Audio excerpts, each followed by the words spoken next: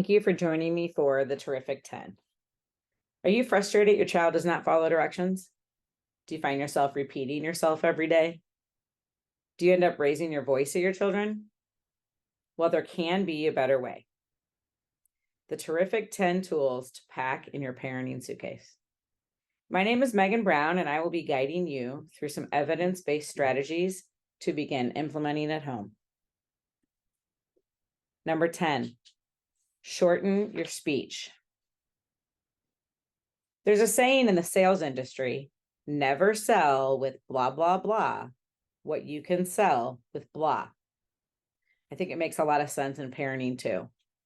When trying to get your kids' attention and follow directions, be as concise as possible, and they won't even have time to tune you out. We want to shorten our directions and give them once. Then we want to pause. We want to allow our child to complete the request. If not, you may need to physically move to them and move them in the direction of the request. You should also avoid excessive verbal and nagging and making sure that you are not giving directions from the opposite side of the house. You might need to move to your child to give them a directive, and you might need to follow up with a physical prompt if necessary. These are especially helpful for those routine directions, such as put on your shoes, take them to their shoes if they're not putting them on. Number 9, allow for natural and logical consequences. Natural consequences occur without any enforcement on the part of the parent. So sometimes allowing the natural consequence to occur can prevent a parent and child argument, and the child might learn the right lesson. And logical consequences involve an action taken by the parent. Logical consequences are the natural outcomes that result from a child's actions with others or property. Following through on logical consequences means that the adult guides the child to take responsibility for any harm caused or damage done. The intent with a logical consequence is to teach your child that every action has a reaction. So here's some examples of natural consequences. If your child refuses to put on a coat, your child might feel cold. If your child won't eat, your child feels hungry. When we're allowing for those natural and logical consequences, we want to make sure that those limits are reasonable and enforceable. So again, not going outside today until your room is cleaned up is reasonable and enforceable, but taking away ever going outside again is not reasonable or enforceable.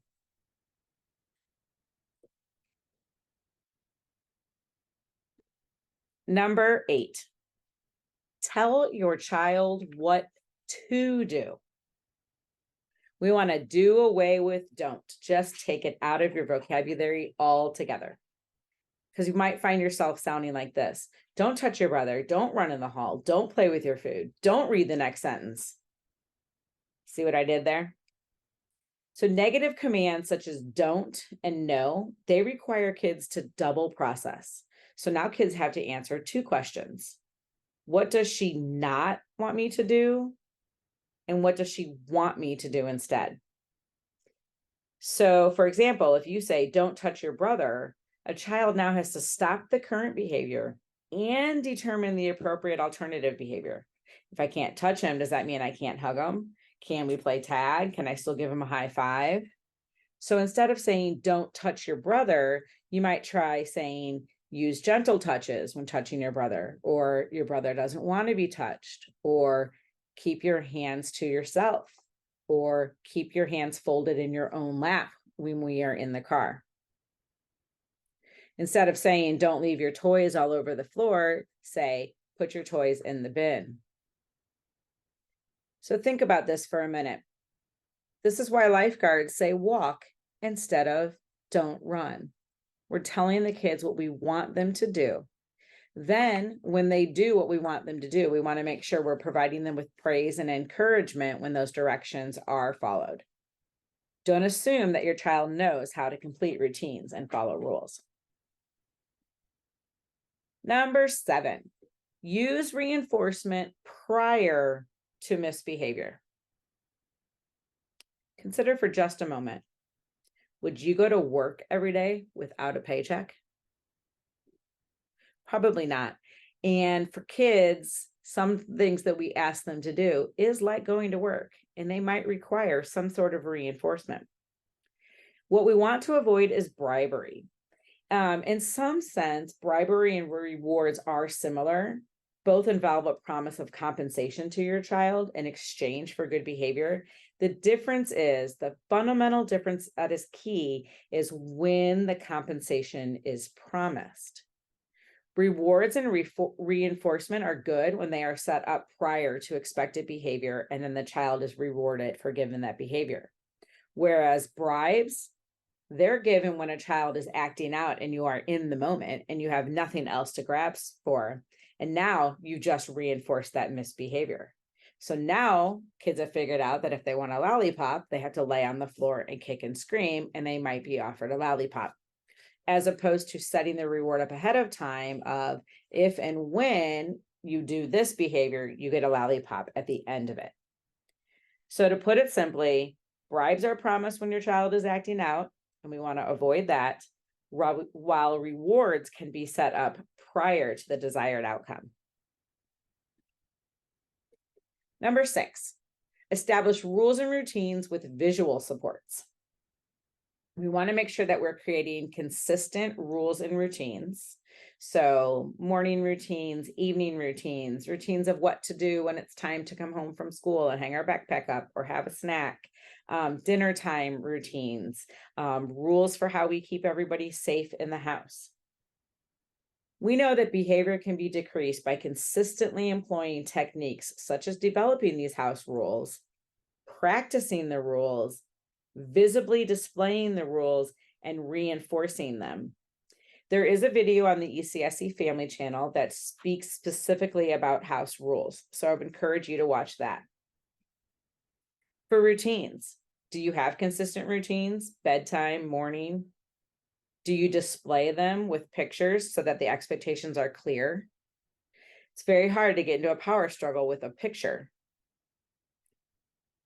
There is also a video on the ECSE family channel regarding visual supports, if you would like more information about how to incorporate that into your day.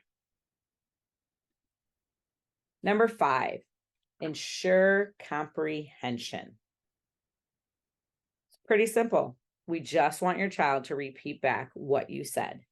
You're going to avoid asking the questions like, okay, or do you understand? Instead, we're going to give directions that are clear, concise, and developmentally appropriate. And then we're going to have the child repeat it back to us. In the medical field, studies have shown that 40 to 80% of the information doctors relay to patients is either forgotten completely or misunderstood. And this is adults we're talking about, not even children. So doctors, to combat this misunderstanding, have begun using the teach back method, which calls on patients to teach back to the doctor what treatment instructions they were just given. This method has been shown to drastically increase information retention from patients. So that same tool can be used with our kids. Once you've made eye contact and shortened your speech and clearly explained what you need your child to do, calmly ask your child to repeat back what they've just heard. By ensuring everyone is on the same page, you will see an instant improvement in communication and cooperation in your home. Number 4, use timers. Timers can be used to stop activities and also to motivate activities. So set a timer to stop an activity, and you can even build in choice control by offering a number of minutes. So it's time to turn off the TV. Do you want to watch it for 3 more minutes or 4 more minutes? Let them have the control. Do you want to turn the TV off? Do you want me to turn the TV off? So give them some control and then actually set the timer for the time that they have chosen. You want to avoid ending or changing activities with no preparation. Think about yourself when you're told that very last minute you have to get up and move, or you need something right away at work, but you were in the middle of doing something else. It causes anxiety and not understanding what we need to be doing. So everybody benefits with some preparation, and timers are a good way to do that. You can also use a timer to motivate activities such as cleanup or completing a routine. So perhaps you say, hey, I'm going to set a timer. I bet you can't beat the clock by the time you pick up all those blocks. Now, of course, you're going to set the timer for longer than you know it's going to take them to clean up the blocks, but now it's become a game and we've motivated appropriate behavior. Avoid giving a time-minute warning, but then not setting an actual timer. If you actually set a timer, you would find that a minute is a pretty long time. Again, the ECSE Family Channel has a video for using timers in a variety of ways. Number 3, provide specific, positive feedback. The quickest way to change behavior in anyone is to point out what they are doing right. So research says that you can improve behavior by 80% just by pointing out what someone is doing correct. So now we're going to point it out and we're going to be very specific with it. You are using a great inside voice. You followed those directions. I asked you to get your shoes and you went right to get them. So we're going to be specific in what we want them to do and when we're giving them the praise. And we're avoiding things like good job, because what does that mean? Good job for what? What did I do well? Am I breathing well? Did I sit down well? They don't know what good job means. So you want to make sure you're very specific. And making sure that we are pointing out what's being doing well. If we avoid offering feedback when children are doing the right thing because we don't want to disturb the pot or to mess up that behavior, then how will they ever know that they're supposed to repeat that behavior? In our classrooms, we strive for the 4-to-1 ratio. That's 4 positive interactions to every 1 negative interaction. So these interactions could be something as simple as a smile, a high five, a verbal specific positive feedback, a gentle touch, but they also perceive those negative interactions or those comments such as, go get your backpack, come over here. Those are all perceived as negative interactions. So are we following up with positives, 4 more of those, to make sure that our kids are going to give us that repeat behavior that we want? Number 2, use visual supports. We want to talk less and increase our use of visual supports or gestural supports. We want to avoid repeating our directions over and over again without having processing time for our kiddos. We know that the spoken word is viewed as transient, literally in one ear and out the other. Once it's out of the mouth, it's gone. Visual supports can provide some permanency for kids.